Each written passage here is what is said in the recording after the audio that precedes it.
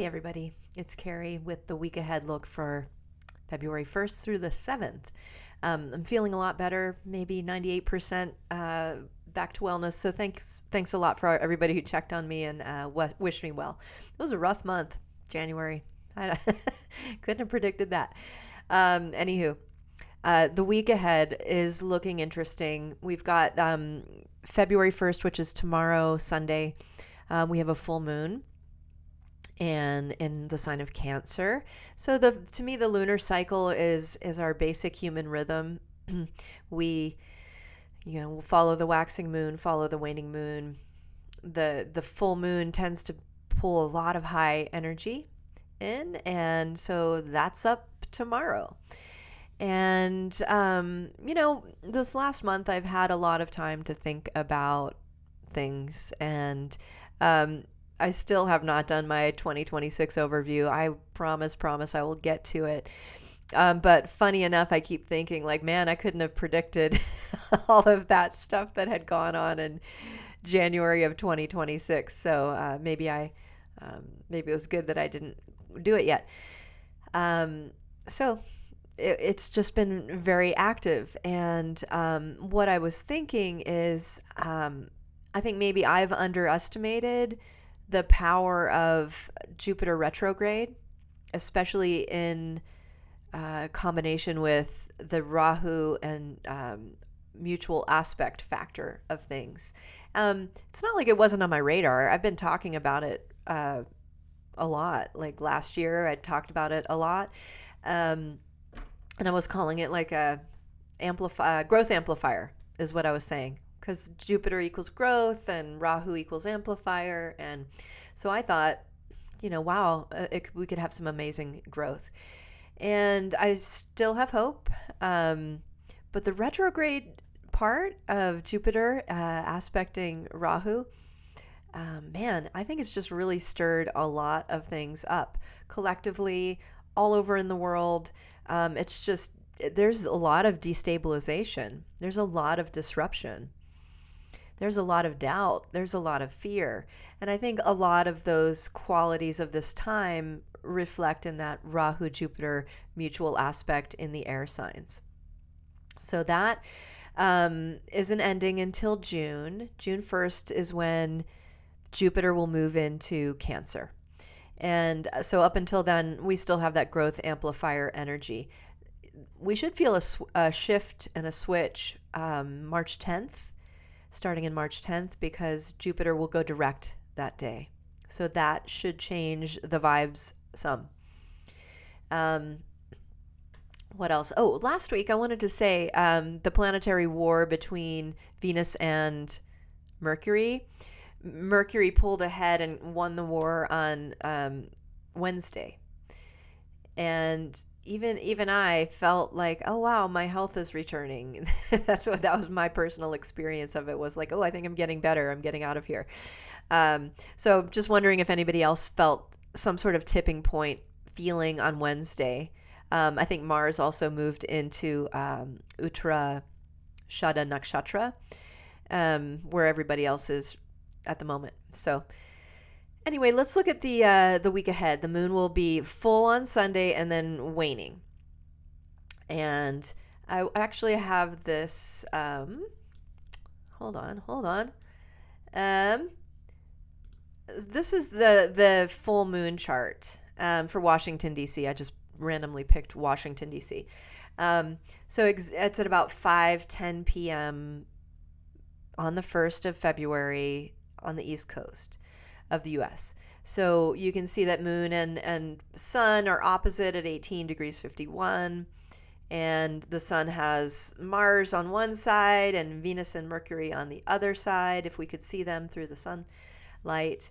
And it'll be a beautiful full moon rising tomorrow evening if you're in the U.S., or later in the night if you're in Europe, etc.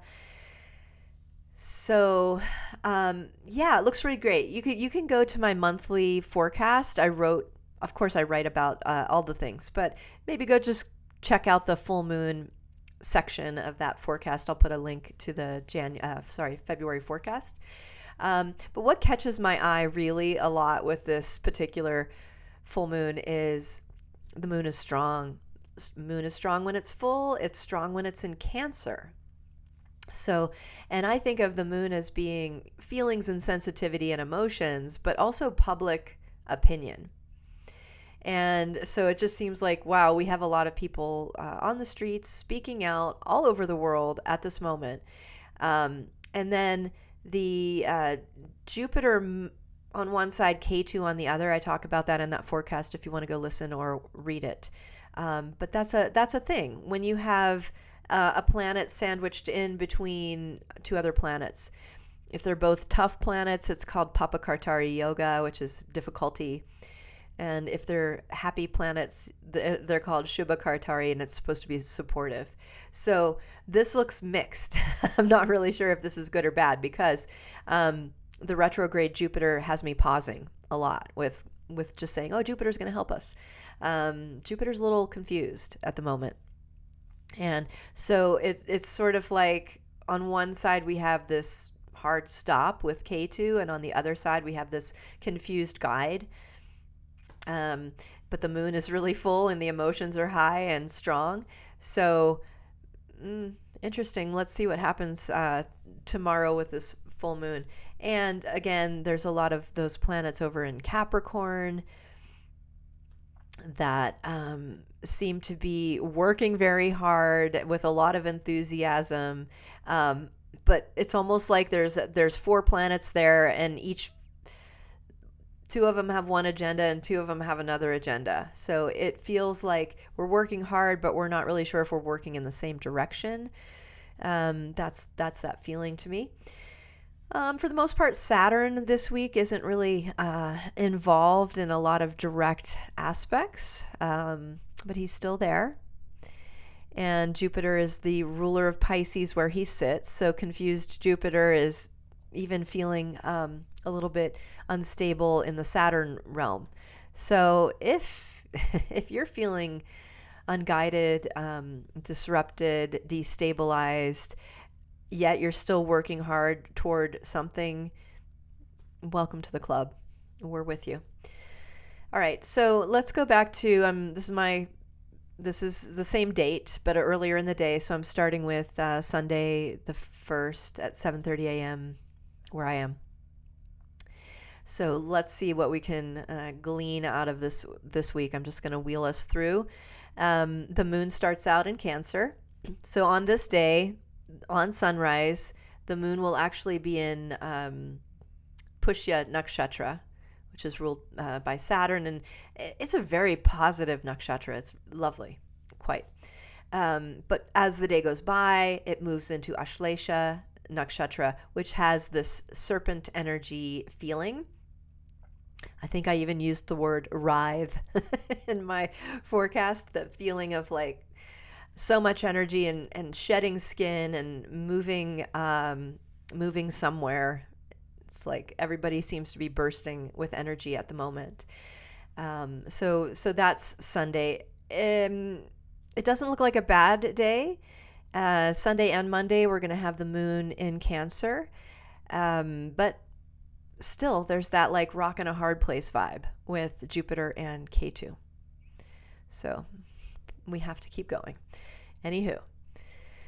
All right, this is Monday. So yes, the day starts out with the moon in the very later degrees of Ashlesha, and it will move over into Leo that day. So we're having a waning moon moving into Leo, joining up with K2. And the line between the Cancer and Leo is the first juncture in the zodiac between a water sign and a fire sign. And that has even a special name. Every kind of borderline between the signs has the idea of a sandhi, the word sandhi, which means like a joint. So it's a transitional spot. And joints are cool in our body, right? Like, look at me, I got my elbows. Joints make things move. You can have this big, hard, long arm going like this. Wow, awesome, joint. But with that mobility comes a little bit of vulnerability and weakness, right? Like we can, the joints of our body tend to be very vulnerable. And so the lines between, invisible lines between signs tend to also have that kind of liminal feeling of transition. So when we're in transition, we may be moving, but we're not stable actually. So there's 3 special spots in the zodiac that are between the water sign and the fire sign that have even like triple of that joint energy. They're called Gandanta. And Gandanta places tend to feel like almost like a puzzle or a knot or a tough place to get through. So 3 spots in the zodiac between Cancer and Leo, between Scorpio and Sagittarius, and between Pisces and Aries, the very end of the zodiac. So those special spots tend to catch my eye when planets have to go across them. So Monday's that day. So if you've got to do something difficult, you've got to make a leap of faith, or if you are needing to transition somewhere, leave something behind and reach for the next thing, Monday could be a good day for that, with the moon moving out of Cancer and into Leo with K2. Which brings us to the next day. So Tuesday, the moon and K2 are very close. You can see by the degrees there that they're very close, and moon will move past K2 on that day. So the idea of the Gandanta, the difficult place to get through, kind of has a K2 feeling in a way. K2 is a very puzzling and challenging planet. Tends to feel like you're blocked with things. So Tuesday could be also a good day for breaking through barriers, doing that thing that you've been putting off for whatever reason, but you're just going to go through it. You're going to bust the gate open and move through. So it may appear that Leo is rather isolated at the moment. Not a lot of other planets are aspecting him, but one of them is Mars. Mars is aspecting Leo from Capricorn, and Mars gives us courage and strength. So great gate busting energy on Tuesday. It's even Mars's day. And so, yeah, that's just the kind of feeling I'm getting about Tuesday. So even Monday and Tuesday seems like good days for pushing through what may have been feeling like it's blocking you for a while. So make your plans. All right, this is Wednesday. Moon is still in Leo. It's at the end of Leo, Purva Falguni Nakshatra, which is a quite nice nakshatra.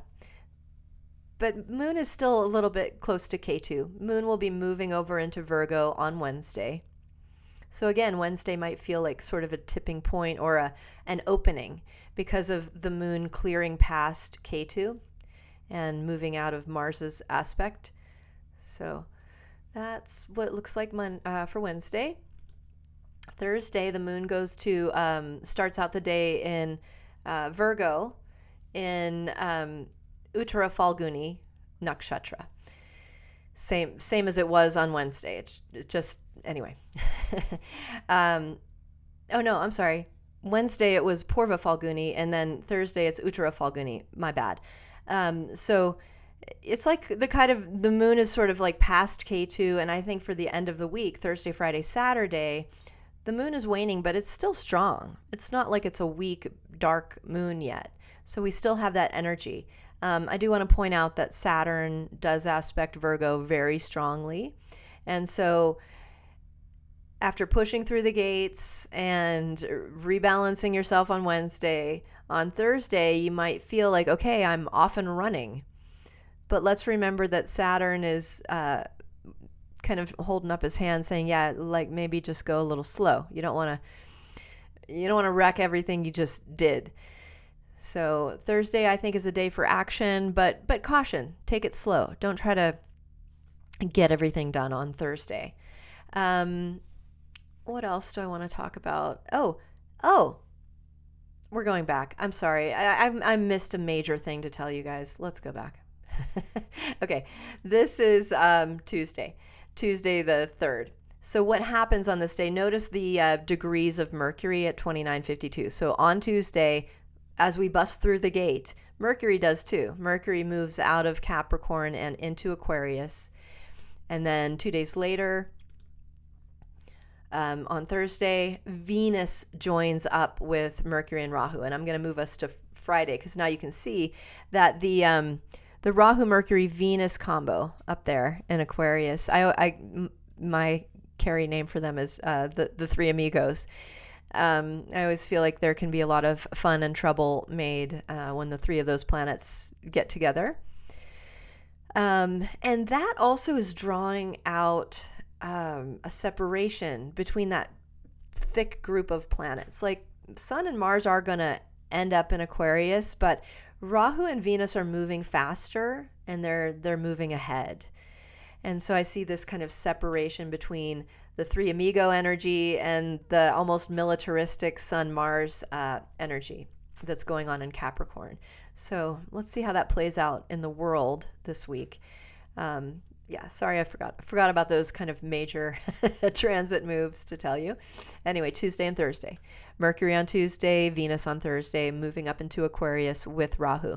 And that looks like a bundle of energy. It really does. It looks like some excitement ahead. We'll talk about it more next week. And I do mention it in that February forecast. So, all right. Friday, Friday morning, Hasta Nakshatra. Hasta means hand.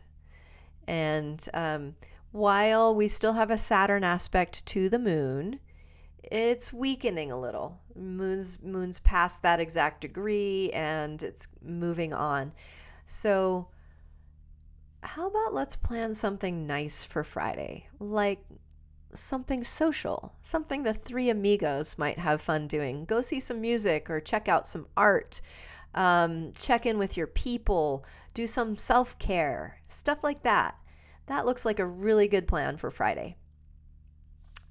Okay, then the weekend's up on Saturday the 7th, and the moon has moved to Libra. This is Chitra Nakshatra, and which I think is also, it could be a continuation of the Friday energy. I think Chitra is very artistic. I love Chitra Nakshatra for being creative and doing design type of things. So that could be a Saturday activity. Retrograde Jupiter will be aspecting the moon and Rahu and Mercury and Venus. So that growth amplifier deal I was talking about, it's in effect. So especially when we're going to see other planets going into the air signs like the moon will every month, those particular days could be a little wild or active or dynamic. So the other thing I forgot to point out, if you're tracking that, is Rahu and Ketu axis goes into direct motion on Wednesday. So when I was thinking about that this morning, I was thinking about the feeling of an old-fashioned-ish top loader washing machine. Okay, so the barrel of those washing machines kind of is going around in one direction. Let's think of that like Rahu and Ketu going in retrograde motion for the most part. But then it has that central agitator that goes back and forth. And so that's kind of how I feel with Rahu and Ketu and tracking the retrograde or direct motion of the nodal axis. It's like it's always going retrograde, which would be our mean node calculation. But that agitator in the center of the washing machine shifts it back and forth. So, let's keep tracking it and see what we notice when on those days when Rahu and Ketu go direct. If the idea is that they're generally in retrograde motion, which is somewhat disruptive, picture, somebody walking down a sidewalk in an opposite direction who has a big wide thing. They're making trouble for everybody going in the one direction. On those days when Rahu and Ketu go direct, do we have less disruption? Do we have less agitation? You tell me. See what you notice. So yeah, Wednesday through the end of the week, it's going to be those Rahu Ketu are direct, leaving only Jupiter in retrograde motion for that end of the week. So that's what I've got for you. What else? I wanted to tell you guys. Oh, because I was sick all of January, I'm still opening up my online school and starting lessons and things. I'm kind of glad I didn't push it for January because I couldn't have done it. I was really disabled. And so yes, that's all still in the works. Please keep tuned with that. I plan on having weekly classes. I plan on having a very organized foundations course that I'm creating. So if you're interested, and it'll be affordable. I'm an easygoing guy. So I just want people to come and learn about Jyotish. So if you're interested in that, keep watching, and I'll update you on the weeklies to let you know what to do and where to go and when. All right. Thank you so much for watching. I truly hope that you're well and safe, and I appreciate all your comments and likes and subscribes, and I'm having fun with this. So thanks a lot for joining up. All right, take care. See you next week.